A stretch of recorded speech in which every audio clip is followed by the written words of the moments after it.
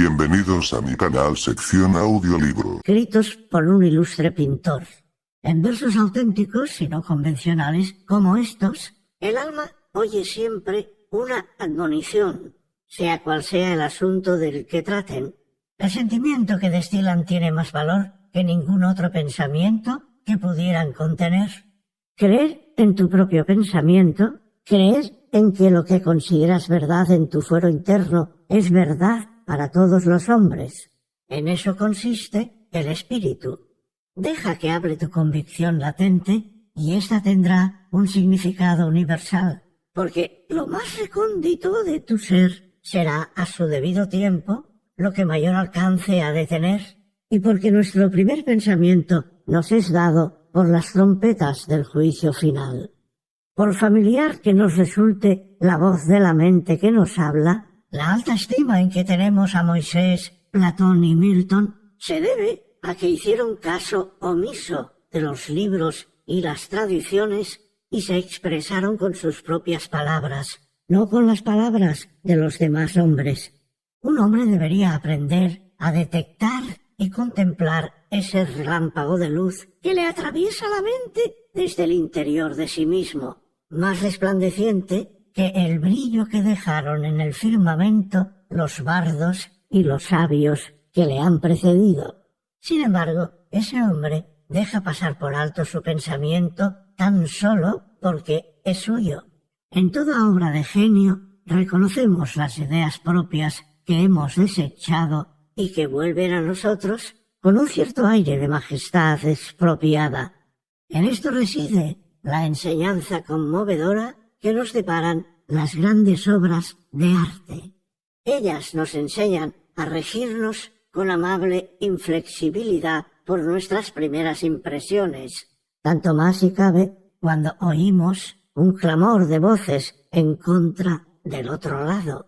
De no ser así, tal vez mañana cualquier desconocido dirá con certero sentido común lo que nosotros ya habíamos pensado y sentido en todo momento, viéndonos entonces obligados a acatar, avergonzados, nuestra propia opinión en boca de otra persona. Hay un momento en la formación de todo hombre en que se llega al convencimiento de que la envidia es ignorancia y la imitación un suicidio, que un hombre debe tomarse a sí mismo como la porción que le ha tocado en suerte, para bien y para mal, que aunque haya abundancia de bienes en el ancho mundo, no tendrá más grano de trigo para alimentarse que el que él mismo se haya esforzado en cosechar en el bancal de tierra que le ha sido dado. El poder que reside en él es de una naturaleza inédita y nadie más que él conoce lo que es capaz de hacer, o ni siquiera eso, hasta que él mismo lo haya intentado. No en vano, un rostro, un carácter, un hecho le causan una honda impresión y otros, en cambio, ninguna. Y todo ello no adoptaría una forma en la memoria si no hubiera una armonía preestablecida. El ojo se situó donde un rayo de luz había de caer con el fin de dar testimonio de ese instante. Sin embargo, tan solo nos expresamos a medias y nos avergonzamos de esa idea divina que cada uno de nosotros representa. Podemos depositar nuestra confianza en ella sin temor a equivocarnos porque es proporcionada y se ajusta a buenas razones. Así podrá ser transmitida fielmente porque Dios no consentirá que su obra sea divulgada por cobardes. Un hombre se siente cumplido y dichoso cuando ha puesto su corazón en su tarea y ha dado lo mejor de sí mismo. Pero si lo que dice o lo que hace no obedece a ese impulso, no encontrará sosiego. Será una liberación que no libera. En el intento su espíritu le abandona. La musa le rehúye. No hay descubrimiento ni esperanza. Confía en ti mismo. Todos los corazones vibran al pulsar esa cuerda de hierro. Acepta el lugar que la divina providencia reserva para ti, la sociedad de tus contemporáneos, la conexión entre unos acontecimientos y otros. Hay grandes hombres que así lo han hecho, y como si fueran niños, se han confiado al genio de su época, revelando su percepción de que aquello que no merecía su confianza más absoluta estaba impreso en su corazón, obrando a través de sus manos, reinando sobre todo su ser. Y ahora somos ya hombres. Debemos aceptar en el espíritu más elevado el mismo destino trascendente. No somos menores de edad ni inválidos a salvo en un rincón. No somos cobardes que huyamos ante una revolución, sino adalides, redentores y benefactores que nos plegamos al esfuerzo del Todopoderoso y que avanzamos en medio del caos y la oscuridad. ¡Qué hermosos designios nos ofrece la naturaleza en el exordio de este texto sobre la presencia y la conducta de niños e incluso animales! Ellos no tienen el espíritu dividido y reacio del que desconfía de su sentimiento porque con su aritmética ha calculado la fuerza y los medios que se oponen a los fines que persigue. Por el contrario, sus espíritus se hallan aún pictóricos, sus ojos no han sido aún colonizados, y cuando les miramos a la cara nos desconcertamos. La infancia no se amolda a nadie, sino que todo lo demás se amolda a ella. Así, un niño consigue que 4 o 5 adultos charlen y jueguen con él. Del mismo modo, Dios ha dotado la juventud, la pubertad y la vida adulta con no menos gracia y encanto, y al individuo que es fiel a sí mismo le hace envidiable y gentil, y no hace caso omiso de sus solicitudes. No se piense que el joven carece de fuerza porque no habla con usted o conmigo. Escuche. En la estancia contigua se oye una voz con bastante claridad y énfasis. Se diría que sabe hablar con sus contemporáneos. Por tímido o audaz que sea, sabrá entonces qué hacer para que los veteranos parezcamos del todo innecesarios.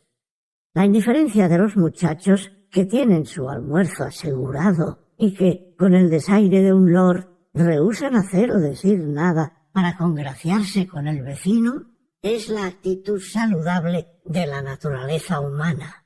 Un muchacho es a un salón lo que el foso de la orquesta a un teatro, independiente e irresponsable. Con la ligereza y parquedad propia de los muchachos, observa desde su rincón el ir y venir de situaciones y personas, juzgando y sentenciando a éstas según sus méritos como buenas, malas, interesantes, necias, elocuentes, molestas.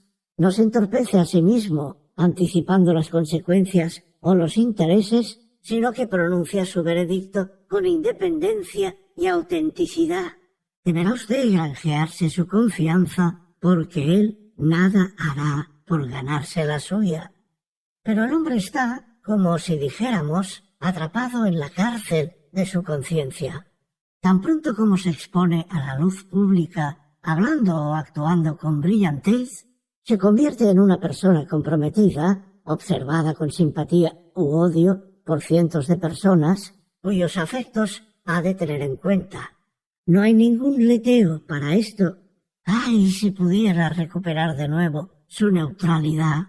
Así será siempre formidable aquel que logre eludir todas las obligaciones y tras haber observado, vuelva a observar con la misma inocencia natural, equilibrada, audaz e insobornable.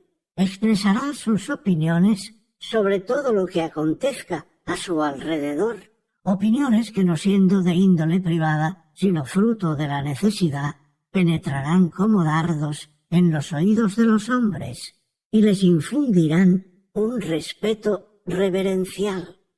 Estas son las voces que oímos en soledad, pero que se atenúan y disipan a medida que nos integramos en el mundo. No existe sociedad que no conspire contra la condición humana de cada uno de sus miembros.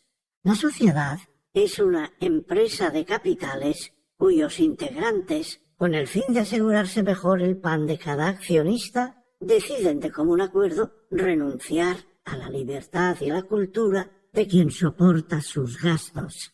La virtud más exigida es la aquiescencia. La confianza en uno mismo es aborrecida. No gustan de la realidad ni de los creadores, sino de nombres y costumbres. Quien aspire a ser un hombre debe ser inconformista, antes que detenerse en la mera designación del bien. Aquel a quien hubieren de coronarle los laureles de la inmortalidad debe seguir explorando si en efecto se trata del bien. Nada es, en última instancia, tan sagrado como la integridad de tu propio espíritu. Absuélvete a ti mismo y obtendrás el sufragio del mundo.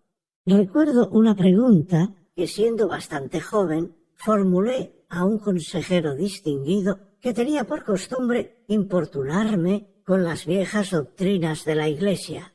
Al decirle yo, ¿qué tengo yo que ver con la santidad de las tradiciones cuando vivo enteramente desde mi interior?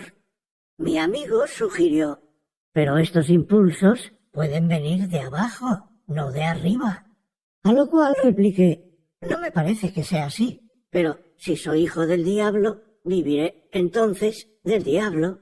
No hay ley más sagrada para mí que la de mi propia naturaleza. Lo bueno y lo malo no son más que nombres perfectamente transferibles de una cosa a otra. Lo único correcto es lo que dicta mi manera de ser. Lo único equivocado es lo que la contradice. En presencia de cualquier oposición, un hombre debe conducirse como si todas las cosas, salvo él, fueran nominales y efímeras. Me avergüenza pensar en la facilidad con la que capitulamos ante los símbolos y los nombres, ante las grandes sociedades y las instituciones muertas. Cualquier individuo amable y con fluidez de palabra me impresiona e influye más de lo debido. Necesito ir de frente con rectitud y vitalidad y manifestar siempre la verdad, por cruda que ésta sea. Si la malicia y la vanidad se visten con el disfraz de la filantropía, haré como si no pasara nada.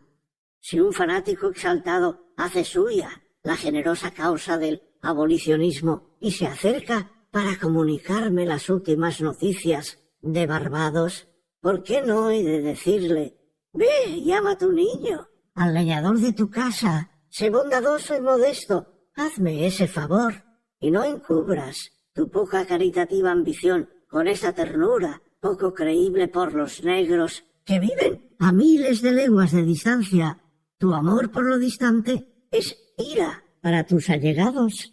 Descortés y cruel sería un saludo así, pero decir la verdad es más hermoso que fingir el amor. Tu bondad no tiene que estar exenta de filo o se esfumará en el aire. Ha de predicarse la doctrina del odio para contrarrestar la doctrina del amor cuando ésta gime y lloriquea. Cuando mi espíritu me llama, abandono padre, madre, esposa y hermano.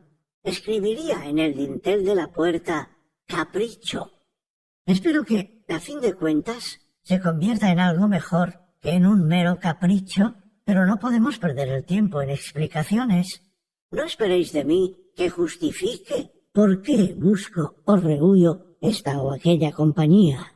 Y tampoco me digáis, como hizo hoy un buen hombre, que tengo el deber de procurar el bienestar de todos los pobres. ¿Son ellos mi pobre? A ti te digo, estúpido filántropo, que me da rabia el dólar, los 10 centavos o el céntimo que doy a hombres a los que nada me vincula y a los cuales nada les vincula conmigo. Hay una clase de personas con las que me une tan cara afinidad espiritual que por ellas iría a la cárcel si fuera necesario. Pero a tus diversas obras populares de caridad, la educación universitaria de los necios, la construcción de centros de reunión con fines banales como a los que hoy se dedican, las limosnas a los borrachos y a las millares de sociedades de beneficencia, a las cuales confieso abochornado que algunas veces sucumbo y entrego el dólar, tendré la hombría de negarles con el tiempo ese dólar infame.